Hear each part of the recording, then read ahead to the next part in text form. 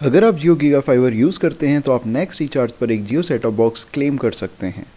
Box में आते हैं रिमोट के लिए pencil cell, manual, set top box, HDMI cable, remote, ethernet cable और power adapter. Set top box के पीछे पोर्ट्स हैं HDMI, AV, ethernet, cable TV के लिए कोएक्सियल पोर्ट, 2 USB पोर्ट जिसमें से एक है USB 3.0 और एक है USB 2.0। इसे आप डायरेक्टली वाईफाई से भी कनेक्ट कर सकते हैं। ये 2.4 गीगाहर्ट्ज़ और 5 गीगाहर्ट्ज़ दोनों सपोर्ट करता है। सेट टॉप बॉक्स में डिफ़ॉल्ट लोडेड स्ट्रीमिंग ऐप्स हैं जियो सिनेमा, जियो टीवी प्लस, जियो म्यूज़िक, सोनी लाइव, वूट, हॉटस्टार और यूट्यूब। बाकी इंस्टॉल्ड ऐप्स हैं जियो का वेब ब्राउज़र, जियो पेजेस, मैनेजमेंट ऐप माई जियो, स्पीड टेस्ट ऐप जियो नेट वेलोसिटी, जियो गेम्स और इनका अपना स्टोर जियो स्टोर। हालांकि फ़िलहाल जियो स्टोर में यही ऐप्स अवेलेबल हैं जो कि प्री इंस्टॉल्ड हैं। इन सब ऐप्स में मेन ऐप है जियो टीवी प्लस। ये सारी स्ट्रीमिंग ऐप्स जियो टीवी प्लस के अंदर से ही एक्सेस हो जाती हैं और उन पर प्रीमियम कंटेंट भी चल जाता है। यानी इन सब ऐप्स की प्रीमियम मेंबरशिप के बिना इनका प्रीमियम कंटेंट जियो सेट टॉप बॉक्स पर देखा जा सकता है। बाकी जियो टीवी प्लस में कुछ लाइव चैनल्स भी हैं, वूट नेटवर्क के comedy central, colours HD, history HD, MTV HD वगैरह इस पर लाइव अवेलेबल हैं। इसके अलावा devotional channels, news channels, Doordarshan और कुछ म्यूज़िक चैनल्स भी लाइव हैं। स्टार नेटवर्क के टीवी सीरियल्स हॉटस्टार के साथ और सोनी के सीरियल्स सोनी लाइव के साथ जियो टीवी प्लस में एडिड हैं। जियो टीवी प्लस में एक जियो बॉलीवुड प्रीमियम ऐप है जिसमें हर समय कोई ना कोई प्रीमियम मूवी चलती रहती है, या ऐसा भी कह सकते हैं कि जियो सिनेमा की कोई रैंडम मूवी इस पर हमेशा चलती रहती है। जियो सेट टॉप बॉक्स में फर्स्ट डे फर्स्ट शो का भी प्रोविज़न है जिसमें हम एक नॉमिनल फ़ी देकर घर बैठे ही लेटेस्ट मूवी का फर्स्ट डे फर्स्ट शो देख सकते हैं, पर ये फीचर अभी लाइव नहीं है।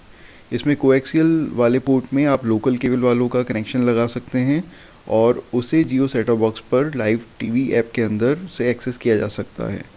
जियो गेम्स में सिंपल पर एंटरटेनिंग गेम्स हैं जिन्हें सेट टॉप बॉक्स के रिमोट से खेला जा सकता है।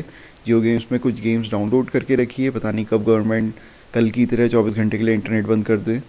सेट टॉप बॉक्स के रिमोट में बहुत सारे बटन्स हैं। ये अमेजन फायर स्टिक या MI TV की तरह मिनिमलिस्टिक नहीं है, पर उनकी तरह इसमें वॉइस सर्च का ऑप्शन है।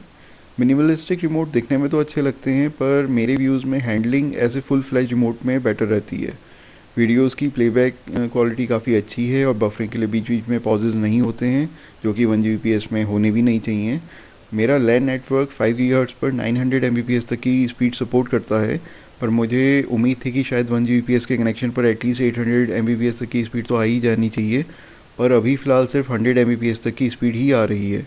अभी उनके एंड पर स्पीड के कुछ इश्यूज़ हैं, इसलिए फ़िलहाल 1 Gbps के प्लान पर खर्च करना बेकार है। मैं एडवाइस करूंगा कि इस महीने 100 Mbps का प्लान ही लें। जब एक्चुअल 1 Gbps आने लगेगी तब वाईफाई और लैन दोनों की स्पीड टेस्ट का रिजल्ट्स मैं यहाँ पोस्ट करूँगा। इसमें अभी कुछ बग्स भी हैं, जैसे प्रीमियम कंटेंट कभी चलता है कभी नहीं चलता है, अपनी मन मर्जी का मालिक है। कभी कभी इसमें चल जाता है, कभी कभी इसमें एरर आ जाती है कि इस नंबर पर प्रीमियम कंटेंट अवेलेबल नहीं है। और एंड में मैं ये कहना चाहूँगा कि इसके नाम में सेट टॉप बॉक्स है, ये सेट टॉप बॉक्स की तरह दिखता है, इसे सेट टॉप बॉक्स कहकर ये लोग बेचते हैं, पर ये अमेजन फायर स्टिक का एक बल्कि वर्जन है। केवल एक कोएक्सियल पोर्ट की वजह से ये सेट टॉप बॉक्स कहलाता है, जिसे शायद आप कभी यूज़ भी नहीं करेंगे। तो क्या ये अमेजन फायर स्टिक या गूगल पैचवॉल को रिप्लेस कर सकता है?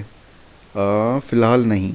फायर स्टिक और पैचवॉल के साथ इसका कुछ ओवरलैप ज़रूर है, कुछ प्रीमियम ऐप्स की ये फ्री में एक्सेस भी देता है, पर इसकी ऐप्स बहुत लिमिटेड हैं। फायर स्टिक और पैचवॉल में hundreds of third party apps हैं, जबकि इसमें केवल 10-12 ऐप ही हैं। शायद आगे जाकर ये उनसे कम्पीट कर पाए, पर आज की डेट में इसकी वजह से शायद आप फायर स्टिक या पैचवॉल को डिस्कार्ड नहीं कर पाएंगे। Thank you.